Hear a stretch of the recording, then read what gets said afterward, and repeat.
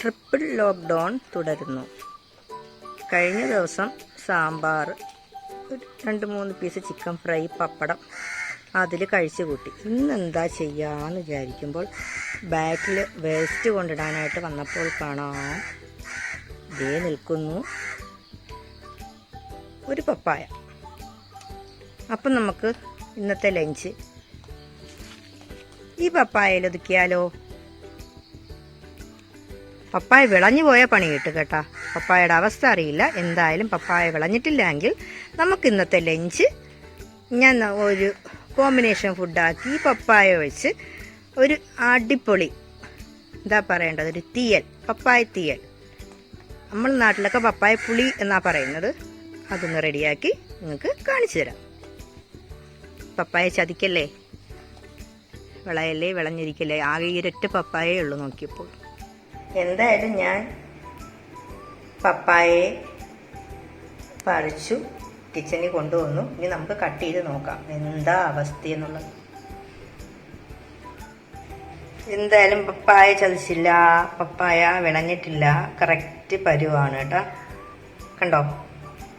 അപ്പോൾ ഇന്നത്തെ ലഞ്ച് നമുക്ക് ഈ പപ്പായയിൽ ഒതുക്കാം. അതിൻ്റെ കൂടെ എന്തെങ്കിലും കൂടി നോക്കട്ടെ. ഇങ്ങനെയും ദിവസങ്ങൾ നമുക്ക് കൊണ്ടുപോകാം.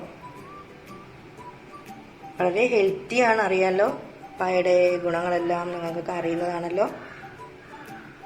ഈ തീയലൊന്ന് ഞാൻ നിങ്ങൾക്ക് ഷെയർ ചെയ്യാം. ഇന്നത്തെ ക്ലൈമറ്റ് ഇന്നലത്തെ പോലെ അത്ര ബ്രൈറ്റ് അല്ല കേട്ടോ. മഴ ഇങ്ങനെ ഇടവിട്ട് പെയ്യുന്നുണ്ട്.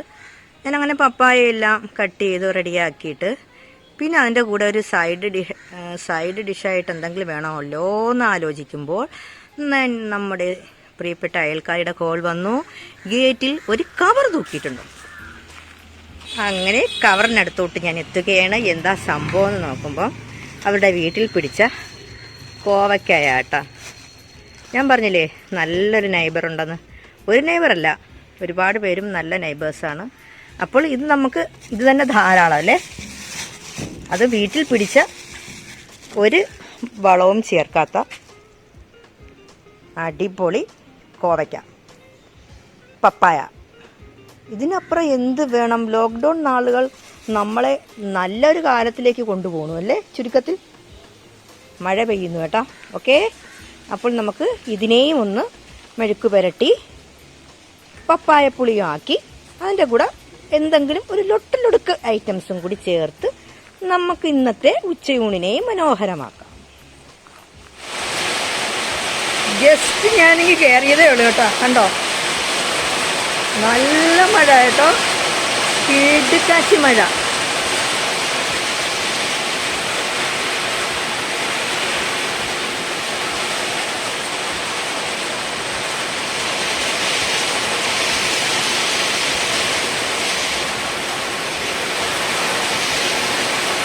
എന്ത് ഭംഗിയാണല്ലേ മഴയ്ക്കും പ്രകൃതിയുടെ സൗന്ദര്യവും. അത് മഴയുടെ രൂപത്തിലായാലും ആകാശത്തിൻ്റെ ഭംഗിയുടെ രൂപത്തിലായാലും ഒക്കെ കടലിൻ്റെ സൗന്ദര്യം, അതൊന്നും ഒരിക്കലും നമുക്ക് എത്ര കണ്ടാലും മതിയാവില്ല അല്ലേ. ഇനി നമുക്ക് കിച്ചൺ ഡ്യൂട്ടിയിലേക്ക് കിടക്കാം. ഓക്കെ, ട്രൈപോഡ് ഇല്ലാത്തതിൻ്റെ കുറവുണ്ട്. തനിച്ചാണ് എടുക്കുന്നത്. എല്ലാ പ്രോസസ്സിങ്ങും ചിലപ്പോൾ കാണിക്കാൻ പറ്റിയെന്ന് വരില്ല. ഉള്ളത് കൊണ്ട് ഞാൻ ഒപ്പിക്കാം. നമ്മുടെ പപ്പായ കൂട്ടിലേക്ക് ആവശ്യമായ തേങ്ങ ഞാൻ വറുക്കാൻ വേണ്ടി, ഫ്രൈ ആക്കാൻ വേണ്ടിയിട്ട് ഒരു പാനിൽ വെച്ചിട്ടുണ്ട്. കുറച്ച് വെളിച്ചെണ്ണ ആദ്യം ഒഴിച്ച് കൊടുത്തിട്ടുണ്ട് കേട്ടോ.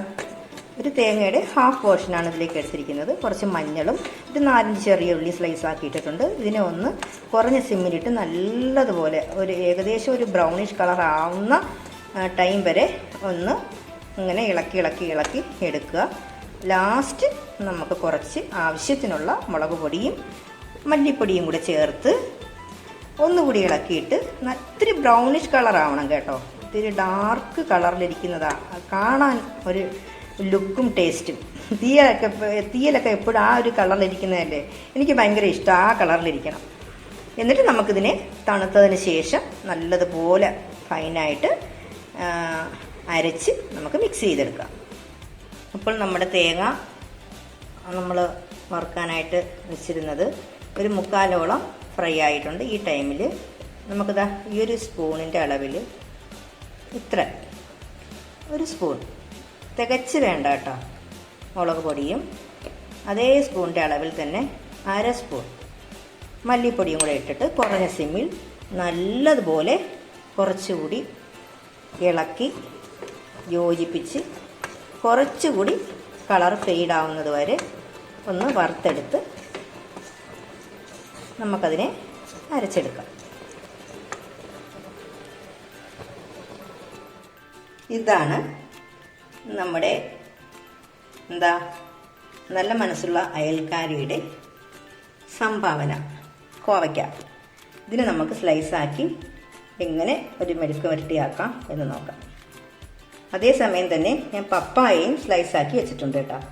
ഇങ്ങനെയാണ് നമ്മൾ പപ്പായ ഈ തീയലിനായിട്ട് സ്ലൈസ് ചെയ്യേണ്ടത്. ഇതിനേക്കാൾ കുറച്ചുകൂടി വലിപ്പത്തിൽ വേണമെങ്കിലും ഇടാം. നല്ലതുപോലെ ഒരു 4-5 വെള്ളത്തിൽ ഞാൻ കഴുകി വെച്ചിരിക്കുകയാണ്. ആ പപ്പായ ഫുള്ള് എടുത്തിട്ടില്ല കേട്ടോ, അതിൻ്റെ ഒരു 1/4 പോർഷൻ എടുത്തിട്ടുള്ളൂ. നിങ്ങൾക്ക് അതിനേക്കാൾ കൂട്ടിയെടുക്കണമെങ്കിൽ എടുക്കാം. നമ്മൾ ആ ഒരു കറിയുടെ കൂട്ടിന് ഇതിൻ്റെ ആവശ്യമേ ഉള്ളൂ. ഒരു 4-5 വെള്ളത്തിൽ കഴുകി അതിൻ്റെ കറ എല്ലാം കളഞ്ഞ് വെച്ചിരിക്കുകയാണ്. ഇനി നമുക്കതിൻ്റെ പ്രോസസ്സിങ്ങിലേക്ക് കടക്കാം.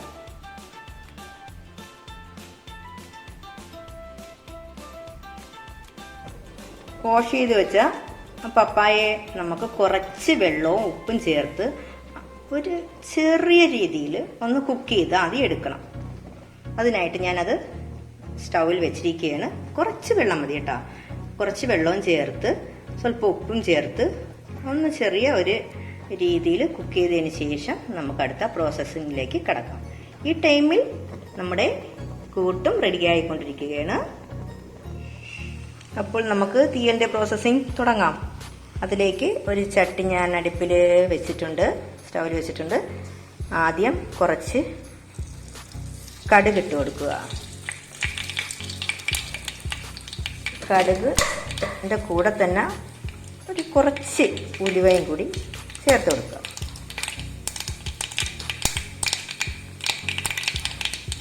നല്ലപോലെ പൊട്ടിയതിന് ശേഷം നമ്മുടെ അവറോൺ കറിവേപ്പില ഒരു ഭംഗിയാണല്ലേ.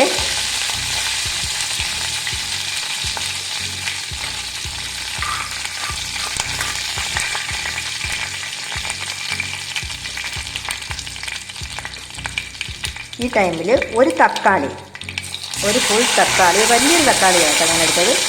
തക്കാളിയും ഒരു 3-4 പച്ചമുളകും കൂടി ഇതിട്ട് കൊടുത്ത് നല്ലതുപോലെ ഒന്ന് ഇളക്കി കൊടുക്കുക.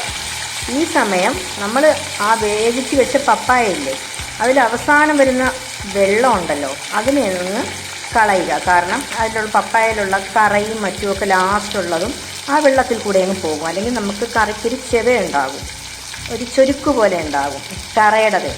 അതുകൊണ്ട് ആ വെള്ളം കളഞ്ഞതിന് ശേഷം നമുക്ക് ഈ കൂട്ടിലേക്ക് പപ്പായയും കൂടി ചേർക്കാം. അങ്ങനെ ആ കൂട്ടിലേക്ക് നമ്മുടെ പപ്പായയും കൂടി ഇട്ട് കൊടുത്തിട്ടുണ്ട്.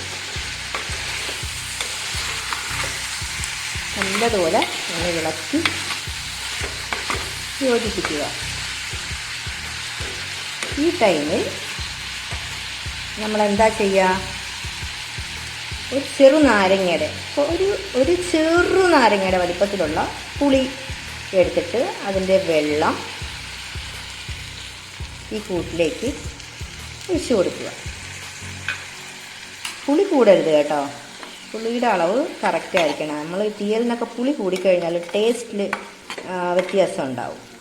ഇനി ഈ പുളി വെള്ളത്തിൽ കിടന്ന് നല്ലതുപോലെ, ആവശ്യത്തിന് ഉപ്പും ചേർത്തിട്ടുണ്ട് കേട്ടോ, പുളി വെള്ളത്തിൽ കിടന്ന് നമുക്ക് അടച്ച് വെച്ച് നല്ലതുപോലെ ഈ കൂട്ടിനെ വേവിച്ചെടുക്കാം.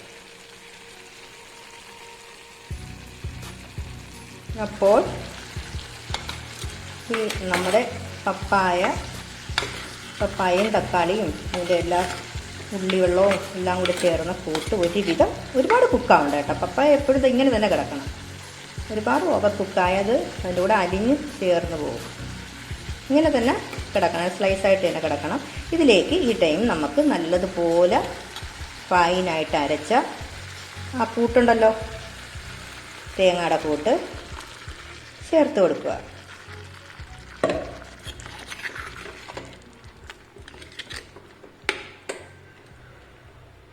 കുറച്ചുകൂടി വെള്ളത്തിൻ്റെ ആവശ്യമുണ്ട് കേട്ടോ. ആവശ്യത്തിന് ഉപ്പ്, എരിവ്, പുളി എല്ലാം നോക്കുക. അത് ഓരോരുത്തർ കുക്ക് ചെയ്യുന്നതിനെ ഡിപ്പെൻഡ് ചെയ്തിരിക്കും. ഞാനിപ്പോൾ നോക്കിയിട്ടില്ല, നോക്കിയതിന് ശേഷം പറയാം. എന്തായാലും ഇതിലേക്ക് കുറച്ചുകൂടി വെള്ളത്തിൻ്റെ ആവശ്യമുണ്ട്, നമുക്കതുകൂടി ആഡ് ചെയ്യാം. അപ്പോൾ നമ്മുടെ പപ്പായ തീയൽ ഓൺ പ്രോസസ്സിങ്ങിലാണ്. ഈ ടൈമിൽ നമുക്ക് ഗ്യാസിൻ്റെ ഫ്ലെയിം മാക്സിമം ഒന്ന് കുറച്ച് കൊടുത്തിട്ട് കുറഞ്ഞ ഫ്ലെയിമിലിട്ട് കുക്ക് ചെയ്യാം. ലാസ്റ്റ് അതിൽ എണ്ണയൊക്കെ ഒന്ന് തെളിഞ്ഞ് ശരിക്കൊരു തീയലിൻ്റെ ടെക്സ്ചർ ആകുമ്പോഴത്തേക്ക് സ്വല്പം പച്ച വെളിച്ചെണ്ണയും കൂടി ലാസ്റ്റ് ഒഴിച്ചു കൊടുത്ത് നമുക്ക് കുക്കിംഗ് അവസാനിപ്പിക്കാം. ഓക്കേ, അപ്പോൾ നമ്മുടെ പപ്പായ പുളി റെഡി ആയിട്ടുണ്ട്. ഞാൻ പറഞ്ഞില്ലേ നേരത്തെ, നെയ്യൊക്കെ കണ്ടോ തെളിഞ്ഞ് കാണുന്നേ. ലാസ്റ്റ് നേരത്തെ പറഞ്ഞതുപോലെ സ്വല്പം പച്ച വെളിച്ചെണ്ണയും കൂടി കുറച്ച് മതി കേട്ടോ. ഓക്കെ, ഇതിൻ്റെ കൂടെ 1-2 ഐറ്റംസും കൂടെ ഉൾപ്പെടുത്തി ഞാൻ ഇന്നത്തെ ലോക്ക്ഡൗൺ ഡേയിലെ ഇന്നത്തെ ലഞ്ച് നിങ്ങൾക്ക് ഷെയർ ചെയ്യാം. നമ്മുടെ കോവയ്ക്കയെ അരിഞ്ഞ് റെഡിയാക്കി വെച്ചിട്ടുണ്ട്. നമുക്ക് ഇതിനെ കൂടി ഒന്ന് മെഴുക്കാക്കാം. ഇത് പ്രത്യേകിച്ചൊന്നുമില്ല കേട്ടോ. ഒരു പാൻ ഞാൻ സ്റ്റൗവിൽ വെച്ചിട്ടുണ്ട്. കുറച്ച് വെളിച്ചെണ്ണ ഒഴിക്കുക, കടുക് ഇട്ട് കൊടുക്കുക. അതിലേക്ക് നമ്മുടെ അരിഞ്ഞു വെച്ച കോവയ്ക്കയുടെ കൂട്ട് ഇട്ട് കൊടുത്ത് കുറച്ച് മഞ്ഞൾപ്പൊടിയും കൂടെ ചേർത്തിട്ട് ലാസ്റ്റ് പ്രോസസ്സിങ് ഞാൻ കാണിച്ചു തരാം. ഓക്കെ, അപ്പോൾ നമ്മുടെ കോവയ്ക്കയും കുക്കായിട്ടുണ്ട്. ഓവർ കുക്കാക്കരുത് ഒരിക്കലും. പ്രത്യേകിച്ച് നമ്മുടെ വീട്ടിൽ നിന്നൊക്കെ കിട്ടുന്ന പച്ചക്കറികളാകുമ്പോഴത്തേക്ക് അതിൻ്റെ ആ പച്ചപ്പ് പോകാത്ത രീതിയിൽ പിഴുക്കുവരട്ടി ലാസ്റ്റ് കുറച്ച് തേങ്ങ, നല്ല ടേസ്റ്റാണ് കേട്ടോ. ഈ ഒരു രീതിയിൽ നിങ്ങളൊന്ന് മെഴുക്ക് വരട്ടി നോക്കുക. ഇളക്കി കൊടുത്ത് ഒരു കയ്യിൽ ഫോൺ വെച്ചിരിക്കുകയാണ് കേട്ടോ. അവൻ്റെ ബുദ്ധിമുട്ടുണ്ട്, തനിച്ചെടുക്കുന്നതിൻ്റെ ബുദ്ധിമുട്ടുണ്ട്. ചിലപ്പോൾ അത്രത്തോളം പെർഫെക്ഷനും ആയിരിക്കില്ല, അഡ്ജസ്റ്റ് ചെയ്യുക. പറഞ്ഞല്ലോ, ട്രൈപ്പോഡ് ഇതും കൂടെ ഇട്ട് സ്വല്പം വെളിച്ചെണ്ണയും കൂടെ എടുക്കാം, ഒഴിച്ചു കൊടുത്താൽ നമ്മുടെ കോവയ്ക്ക മെഴുക്കും റെഡി.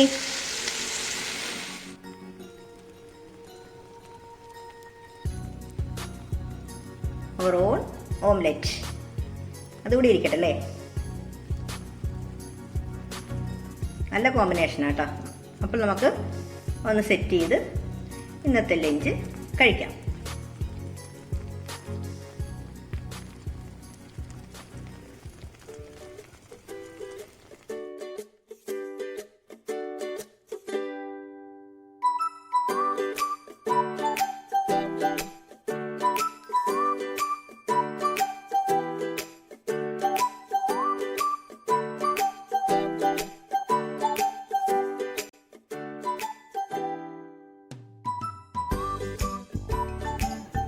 അപ്പോൾ ഇന്നത്തെ ലോക്ക്ഡൗൺ ദിന ലഞ്ചും റെഡി ആയിട്ടുണ്ട്. വളരെ ലോ കോസ്റ്റ് ആയിട്ട്, അതുമാത്രമല്ല വളരെ ഹെൽത്തി ആയിട്ടുള്ള, ഒരു വളങ്ങളോ സംഭവങ്ങളോ ഒന്നുമില്ല, നമ്മളെ വീട്ടിൽ നിന്ന് കിട്ടുന്ന സംഭവം വെച്ച് ഉണ്ടാക്കിയ സ്പെഷ്യൽ തീയൽ, പപ്പായയുടെ തീയൽ, കോവയ്ക്ക മെഴുക്ക് വരട്ടി, പിന്നെ ഒരു ഓംലെറ്റും കൂടെ ഇരിക്കട്ടെ എന്ന് കരുതി, പപ്പടവും നമ്മുടെ തൈരുമുളകും. ഇത്രയൊക്കെ പോരെ? ഇതന്നെ ധാരാളം അല്ലേ? വളരെ ടേസ്റ്റി ആയിട്ട് നമുക്ക് കഴിക്കാം. ഞാൻ ജസ്റ്റ് ഒന്ന് ഭയങ്കര കോമ്പിനേഷൻ ആട്ടോ ഈ തീയലും കുത്തുനരിയുടെ ചോറ് തന്നെ വേണം കേട്ടോ. സംഭവം സൂപ്പറാണ്. ഇത് ഓംലെറ്റിൻ്റെ കുറച്ച് പോർഷനും എടുത്ത് ഒരു പപ്പടവും കൂടി എടുത്ത്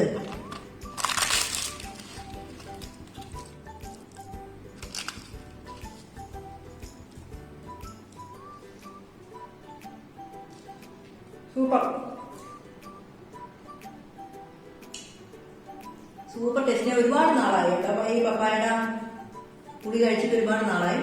ഇത് പിറ്റേ ദിവസം കഴിക്കാനാണ് ഇന്നത്തേക്കാൾ ടേസ്റ്റ്. ഒന്ന് നിങ്ങളെ വീട്ടിലൊന്ന് ട്രൈ ചെയ്ത് നോക്കുക. ഈ ഒരു കോമ്പിനേഷൻ ട്രൈ ചെയ്ത് നോക്കുക.